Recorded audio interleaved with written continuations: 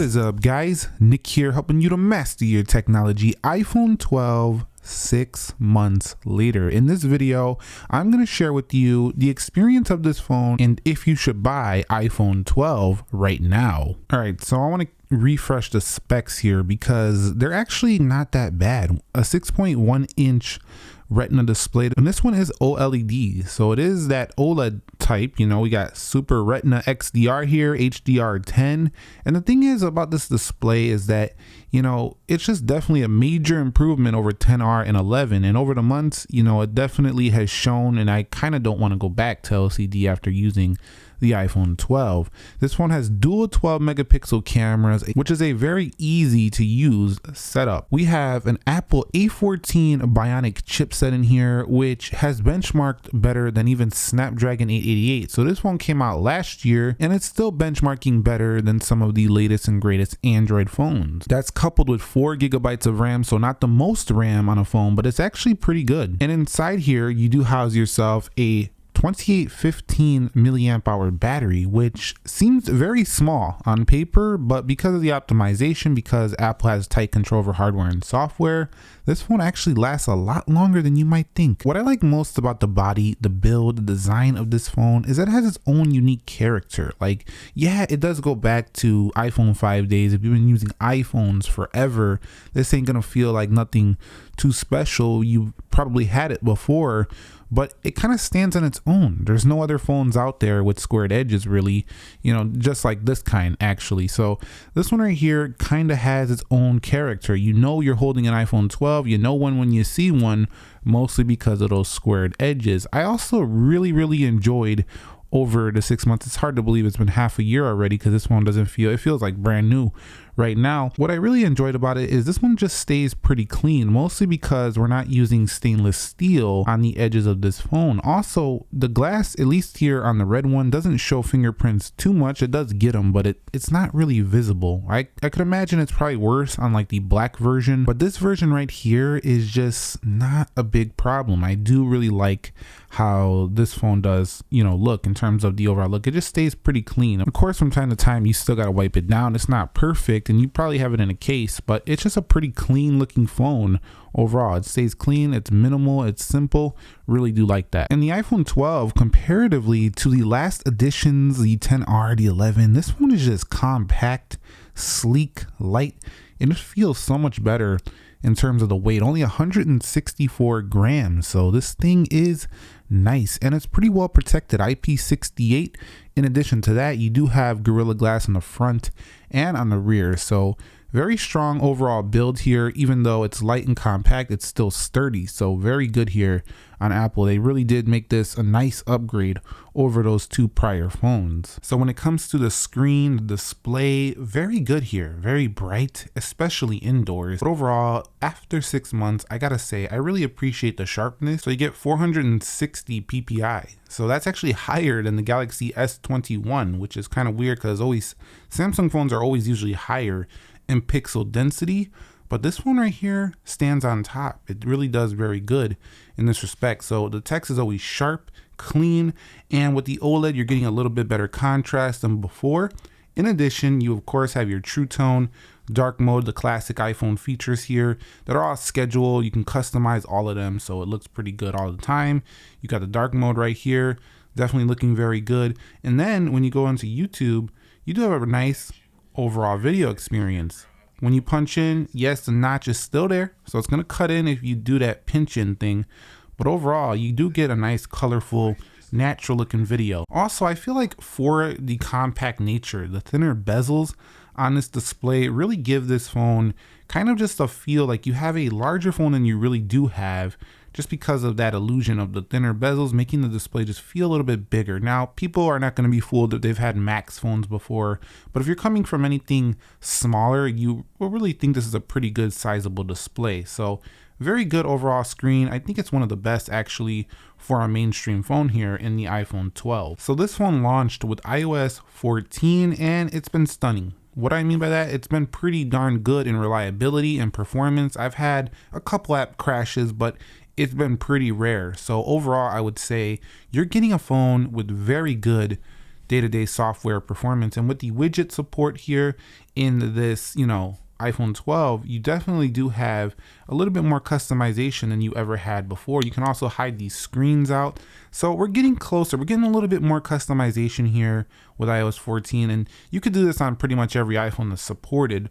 But what I'm saying is that it's just a better experience than what we've seen when like the iPhone XR first launched. So if you're looking for the mainstream iPhone like the iPhone 12, you have a lot more feature set right out of the start. So I do like that. It was more feature packed. However, I still want to see split screen. I think this is enough screen to do a split screen mode on here. But yeah, longevity and good features equal a very fine software experience. And then when we talk about performance here with this phone, you've seen that the iPhone 12 in most of my speed tests was either keeping up or at least beating a lot of Android phones, especially in the benchmarks, not in the animations because it's a little bit slower there, but definitely in the speed overall. Day-to-day is strong. However, I do notice that this phone does have a little bit of a thing where if you get a lot of applications open, it will start to reload. I don't see that often on the 12 Pro Max. So this phone is definitely not the strongest iPhone performer.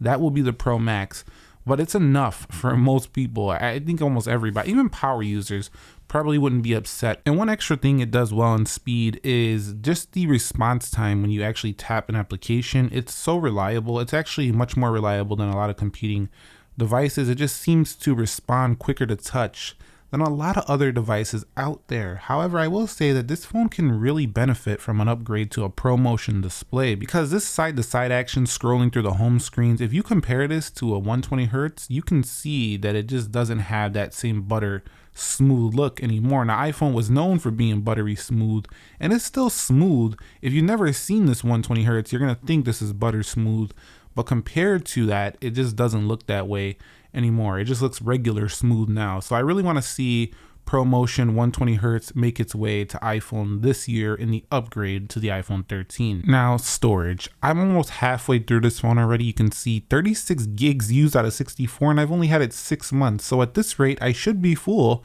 by 1 year's time. So not very happy with a 64 gig starting price or storage, but if you're not doing a ton of video, this will be fine for most people. It's just there's a lot of competition out there that's just giving you 128 GB to start. So Apple, please start making it 128. We did it on the Pro, on the 12 Pro has that, but come on, let's bring it down to the iPhone 12 at least too. This phone is still like $800, so I would like to see 128 gig to start on the next version of this. Now, my initial reviews of the iPhone 12, I did talk about how the iPhone 12 didn't have better battery life than the iPhone 11 or the XR, mostly because it's running 5G, an OLED display, and over the time using it, it seems to have gotten a little bit better. However, it's still not beating those phones. This phone I finished a day. I get through the day. Don't get me wrong. If you're buying an iPhone 12, you should be able to make it through a regular work day, a regular usage day. However, I'm finishing around 15 to 20%, whereas with my 12 Pro Max, I'm finishing with like 50%. So batteries is where I think Apple's going to really improve this year on the next models, but don't get this phone thinking you're getting 2 days. You're not getting 2 days with this phone. You're getting a day, and you're going to need a charger by the end of the day. You might even charge this in the middle of the day if you're using this thing heavy, using camera, 4K video. Like if you're on vacation or something and you go out all day, you might actually need to take a battery pack if you're really using that camera heavy. If you're using the 5G performance, doing a lot of maps and stuff, you're going to definitely kill this thing pretty quickly. So yeah, I would really like to see an improved battery life on the next version. This one makes it through the day, but it's just a day phone. That's pretty much it. And moving on to the main camera. So we're going to bring in the OnePlus 9 Pro for a sample right here. What I like is the simplicity of this. It's a dual 12 megapixels, so we have very good consistency and simplicity here. If we go ahead and take a photo, it's just so easy to use. You back it out, you got 2 cameras. That's about it. Then you go over here to video. You can change your video settings right here. And what I like is that in the Apple Camera app, it's just like simplicity combined with complexity. We do have a very complex feature set, but what we do have is results that pretty much any Joe Schmo can get pretty easily. All you have to do is zoom and take a photo. And some of these photos, if you don't even know how to use a camera like this one right here, you definitely are going to get better results just using an iPhone 12. So we've come a long way in photography and videography. This one really does have very good video though, like some of the best. It probably is the best on any phone out there. And then the front has 4K 60, it's 12 megapixel, so it matches up very good with the rear camera on this phone. And overall, I would say you're definitely going to like what you get here. I mean, it's some of the best cameras on the market. And then 6 months later with audio, what I like is that Apple did put a very strong set of speakers. What's up, guys? Nick here, helping you to master your technology. iPhone 12 versus iPhone 12 Pro. These speakers are super full, super loud, and they sound like they could be on $1,000 iPhone, honestly. So really strong there. While you don't get no headphone jack, you have to buy your own headphones separate. No more headphones in the box like back in the day. You got to make some purchases separately. At least the audio that comes with the phone is very strong. So I'm not giving Apple any credit for getting rid of all that stuff in the box here, but hey, at least what they're giving you here, you got to give them credit. It's very loud. And those speakers on past iPhones were trash, so this is definitely very good. And now phone call quality. Now this one right here majorly improved over the iPhone 11. Definitely with the Qualcomm in here, it's doing strong. However, I find this still not to be the best on the market. I found that this sometimes has a little bit less bars than my S21. However, I would say big upgrades here to mobile performance. Overall, pretty good, pretty strong. Don't sweat it. It's going to be a good phone in that respect. So the price of this phone right now, still going around that starting price. iPhones seem to hold their value a little bit longer. They don't get a lot of discounts, so you're still going to pay pretty much full price. But the question is, we're halfway through the cycle already. Do we buy the iPhone 12 right now? It just depends. How thirsty are you for a new iPhone? Are you waiting for a 13? Can you not deal with just having a little bit older specs in just 6 months? You have to decide that, because we're at the halfway point. And I think right now it's definitely still worth it because it has 5G. I don't think the iPhone 13 is going to massively change over this one. I do think that maybe the next edition after the 13 will. But this one right here is just a well-rounded phone. Even if it doesn't have the strongest spec sheet on the market, this phone right here is just super well-rounded. It has pretty much every feature you need, and it's going to have really long software support. So yeah, iPhone 12, there's a reason why this is one of the best selling iPhones on the market. Actually, I think it was the best selling iPhone in the last quarter. So there's a reason why these things are selling like hotcakes. Thumbs up if you found this video helpful, entertaining, informing, and let me know if you're picking up the iPhone 12 this year still, or if you already got one. Share your experience with the community and why you decided that you're going to keep this phone if you kept it. Nick here, helping you to master your technology. I will catch you all in the next episode. Thank you very much for watching. Be sure to be well, and peace.